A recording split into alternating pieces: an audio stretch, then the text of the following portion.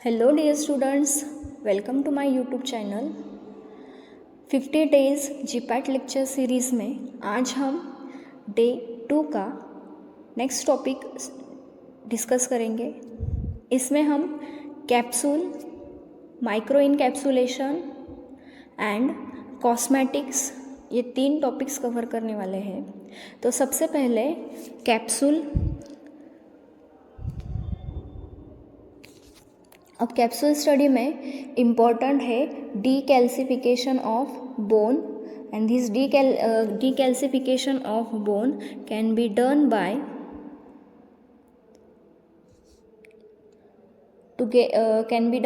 two method, type A gelatin and type B gelatin method is there. Type A gelatin having acid treated, having pH 9. Type B gelatin is alkali treated, having pH 4.7. तो इस पर भी GPAT exam में question पूछा जाता है कि type A gelatin का पीएच रेंज कितना है और टाइप बी जिलेटिन का पीएच रेंज कितना है। आइसो इलेक्ट्रिक पॉइंट है पीएच 5.5 to 6। अब ये टाइप बी जिलेटिन बनाने के लिए यूज़ किसका किया जाता है, तो ये green fresh bones are use for preparing type B gelatin. Okay, and this is very important की टाइप बी जिलेटिन बनवण्यासाठी कुठल्या मटेरियलचा यूज केला जातो, तर तो आहे green bones. Okay, bone skin hard capsule production. अब जो हार्ड कैप्सूल होते हैं उसके प्रोडक्शंस के लिए हम बोन स्किन यूज़ करते हैं। Okay, pork skin is for elasticity. After that, which machines are used for capsule preparation? In that, Rotafil, Rotaway, Rotasalt, Vericap, Erveca Kia, PM60, Ecofil, Ecogel, Dosator, Hoflinger, Genesee, Pharmatic, Rotagrave and Acela Kota. These are the different machines which are used in capsule preparation. Rotafill function is used to fill pellets and capacity is given here. In GPAT exam, there is a question on capacity and function. Okay, so you have to keep in mind the type of machine and its function. So these are all the types of machines and its function. So in the exam, question may ask as a what is the function of Ecogel? So you have to know the function of Ecogel is used to filling the powders in soft gelatin capsule, and Ecofil is used to fill the powder in hard gelatin capsule. Okay, अगर exam में पूछा है कि hard gelatin capsule में powder fill करने के लिए कौन सा मशीन यूज़ किया जाता है, तो वो है एक्ोफिल, एंड सॉफ्ट जिलेटिन में एक्ोजेल। Okay, after that rotosort is use to sort the filled capsule. So these are the functions of different capsule machines. After that, next point is moisture content in capsule. So how much moisture content is allowed in empty capsule? 12 to 15%, hard gelatin capsule 30 to 45%. After that, soft gelatin capsule 10 to 15%. So moisture content in capsule is empty capsule मध्ये 12 to 15% आहे, hard gelatin मध्ये 30 to 45% आहे आणि soft gelatin 10 to 15%. आता filling, now next is a filling capacity of empty capsule. In GPAT exam there is also one question from this filling capacity. Here 000 is the largest size and 5U is the smallest size. In 000 capsule size, approximate filling volume is 1.36 ml. So you have to learn this table regarding capsule size and approximate volume in ml. So directly ये जो table है ये हमें learn करना है. After that next is gelatin. अब gelatin क्या है? This is the material use for preparation of capsule. अब जिलेटिन की ब्लूम स्ट्रेंथ पूछी जाती है, तो what is mean by Bloom strength? So Bloom strength is a measure of cohesive strength of cross linking that occurs between gelatin molecule and is proportional to the molecular weight of gelatin. Bloom strength ये वो range है जो कि cross linking होती है, at that time उसकी जो strength है वो मेजर की जाती है और उसको हम ब्लूम स्ट्रेंथ बोलते हैं. ओके, तो ये ब्लूम स्ट्रेंथ कितनी होनी चाहिए? 150 to 250 gram. Viscosity 25 to 32 millipoise. Ion content 15 ppm. ये जो रेंज बताई है ये क्या है? जिलेटिन सॉल्यूशन है, और वो जिलेटिन सॉल्यूशन से हम क्या बनाते हैं? फिर कैप्सूल बनाते हैं, सॉफ्ट जिलेटिन हो या हार्ड जिलेटिन. तो जो सॉल्यूशन हम बनाते हैं तो उसकी ब्लूम स्ट्रेंथ और उसकी विस्कोसिटी और आयन कंटेंट की रेंज इधर बताई गई है. Okay, so next parameter is hardness ratio. This is the parameters of hardness ratio. Hard gelatin hardness क्या होती है? हार्ड होती है, मीडियम होती है, सॉफ्ट होती है. हार्डनेस किससे डिसाइड होती है? उसमें यूज़ किया हुआ glycerin solution and dry gelatin solution का रेशो कितना है उससे हम हार्डनेस डिसाइड करते हैं. अगर ग्लिसरीन 0.4 है तो वो हार्ड है, अगर वो 0.6 है तो वो मीडियम है, और अगर ग्लिसरीन 0.8 है तो वो सॉफ्ट कहा जाता है. Okay, after that type of excipient. अब ये कैप्सूल बनाने के लिए भी एक्सिपिएंट्स यूज़ किए जाते हैं. जैसे कि टैबलेट्स बनाने के लिए हमने डिफरेंट एक्सिपिएंट्स स्टडी किए. Same like that for preparing capsule we have to use different types of excipients. Which are the? Let's see. Binder, diluents, glidant, lubricant, plasticizer, preservative, surfactant and viscosity modifier. अब binder किसे बोलते हैं? जो mineral oil है वो. Diluent lactose, bentonite, mannitol, starch. Glidants कौन से हैं? Glycerol, ester, silicon, talc. Lubricant कौन से है? Magnesium, stearate. अब ये लुब्रिकेंट पे most of the time question पूछा है, तो ये लुब्रिकेंट लर्न ही किया करो, जो कि है lubricant is magnesium stearate. Next है viscosity modifier, polyethylene glycol. So these are all the types of excipients and its example. After that, next point is base adsorption. Number of gram of liquid base required to produce a capsule forming mixture when mixed with 1 gram of solute. Means 1 gram solute में कितना liquid लगेगा capsule बनाने के लिए, वो जो है उसे कहते हैं वो हम बेस एडजॉर्प्शन.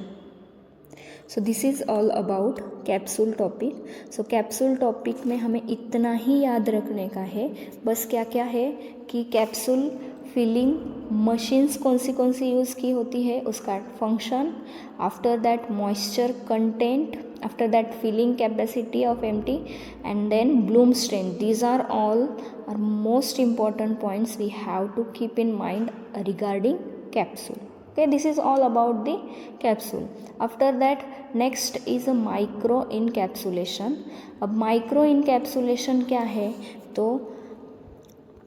इसकी डेफिनेशन हम देखेंगे. It is a process of applying relatively thin coating to small particle of solids or droplets of liquid and dispersion of size up to 5000 microgram. Capsule जब हम बनाते हैं तो उसमें हमने ऐसे माइक्रो ग्रैन्यूल्स देखे होते हैं, तो वो जो ग्रैन्यूल्स होते हैं उसे हम माइक्रो इनकैप्सुलेशन प्रोसेस बोलते हैं। मतलब वो जो ग्रैन्यूल्स बनते हैं वो किस प्रोसेस से बनते हैं, वो बनते हैं माइक्रो इनकैप्सुलेशन प्रोसेस से। अब ये माइक्रो इनकैप्सुलेशन क्यों करते हैं वो ग्रैन्यूल्स को, तो वो डिफरेंट रीजन है। कौन से first reason is taste masking, second reason is stabilisation to oxidation, reduction of volatility, conversion of liquid to solid, reduce gastric irritation and sustain release medication. So these are all the reason we use for in micro encapsulation. अब micro encapsulation के steps कौन से हैं, तो here different steps like that air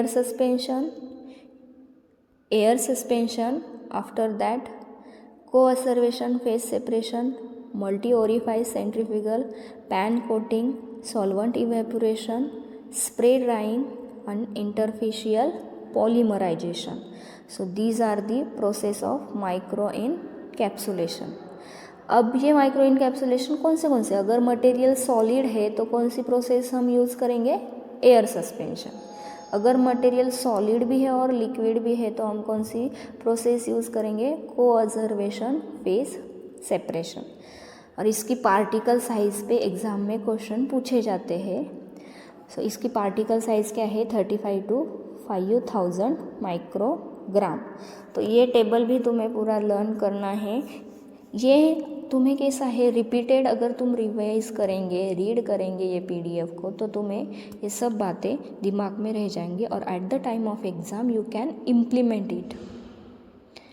okay, after that coating material use for micro encapsulation. अब कौन से coating material हम यहाँ यूज़ कर सकते हैं, तो उसमें है first is water soluble material and second is water insoluble material. So these are the example of water soluble and water insoluble material. तो इसमें जो वाटर सोल्यूबल मटेरियल है इनके 2-3 एग्जाम्पल याद रखने के, और वाटर इनसोल्यूबल है उसके भी 2-3 एग्जाम्पल याद रखने के। ओके, अब यहाँ next and most important topics है वो है एरोजोल।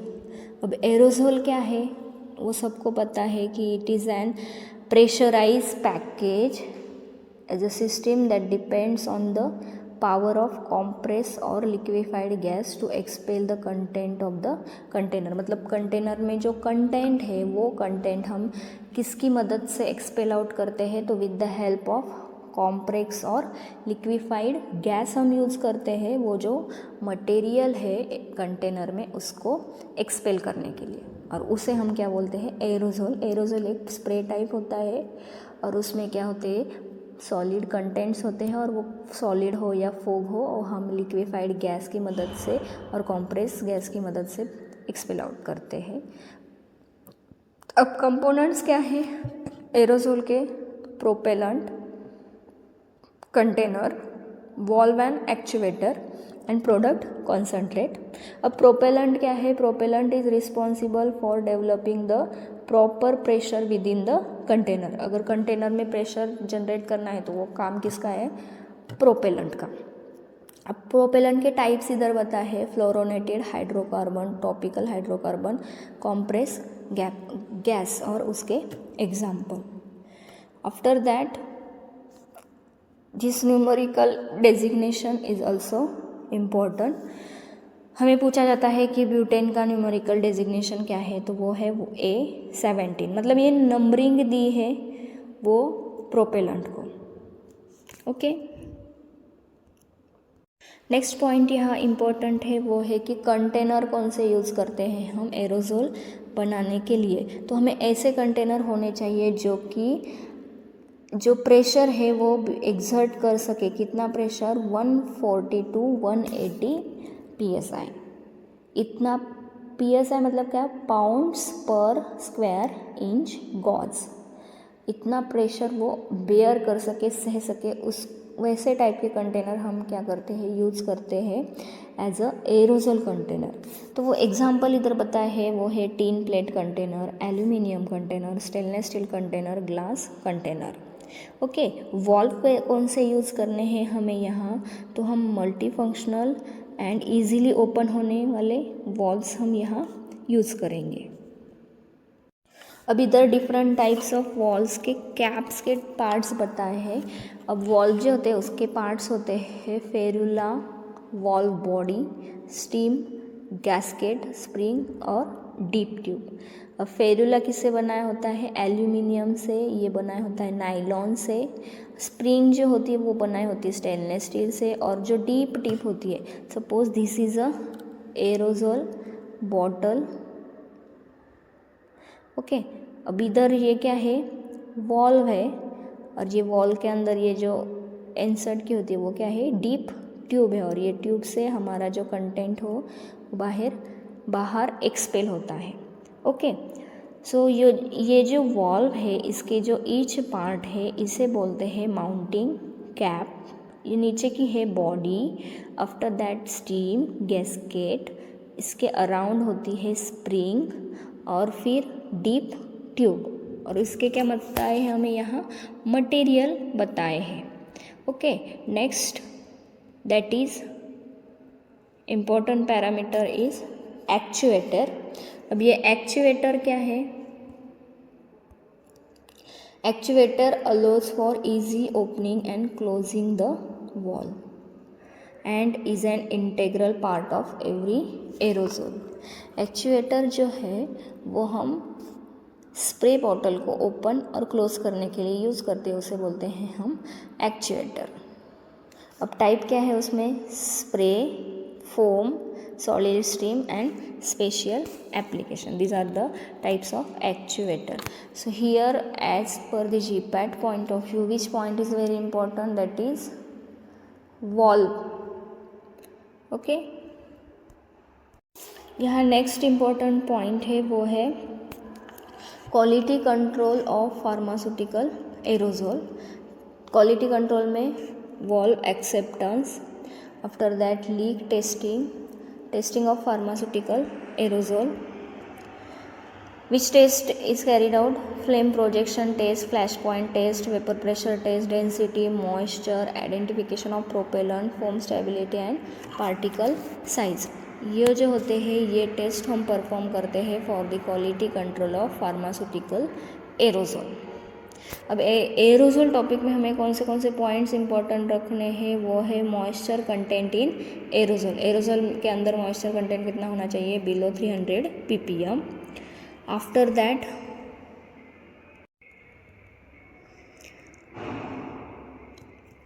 ड्राई स्प्रे प्रोडक्ट, उसका जो रेशो है वो उसमें प्रोपेलेंट कितना होना चाहिए, 6:1। आफ्टर दैट सरफेक्टेंट कितना होना चाहिए, 0.01 to 1%। नॉन आयनिक सरफेक्टेंट कौन से हम यूज़ कर सकते हैं यहाँ, sorbitol, trioleate. Coating, under coat and top coat. So ये जो पॉइंट्स है ये हमें इम्पोर्टेंट है और एरोजोल के बारे में हमें कंसिडर करने हैं। ओके, फार्मास्यूटिक्स में से नेक्स्ट इम्पॉर्टेंट टॉपिक है वो है कॉस्मेटिक।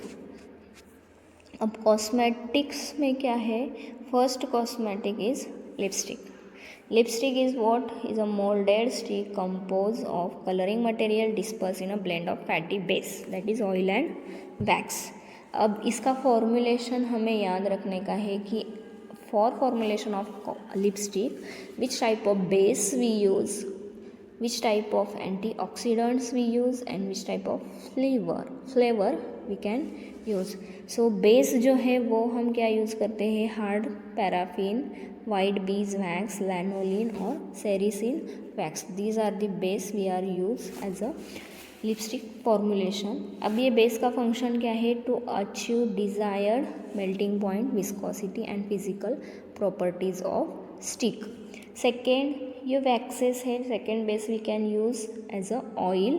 उसमें क्या है, castor oil, liquid paraffin. After that bromo mixture. Bromo mixture किसके लिए होता है, स्टेनिंग प्रॉपर्टी के लिए। उसमें क्या है, tetra bromo fluorescein. color mixture, modified shades of basic pigment, and titanium oxide. Antioxidant is used for prevent rancidity. Example is propyl gallate, butylated hydroxy anisole, and butylated hydroxytoluene. So in the formulation of liquid lipstick, which type of formulation we have to consider? In liquid lipstick, we have to take film former, plasticizer, organic solvent, color, perfume, preservatives and antioxidant, and these are the examples of it. अब evaluation कैसे करेंगे हम lipstick का? ये जो test है, drop point test, force of application, breaking point test for penetrability and stability testing. These are the evaluation parameters of lipstick. After that, next point is shampoo. अब shampoo क्या है? Is a preparation meant for cleansing of dust, grime, crust and to impart gloss to hairs. Next point is formulation of shampoo.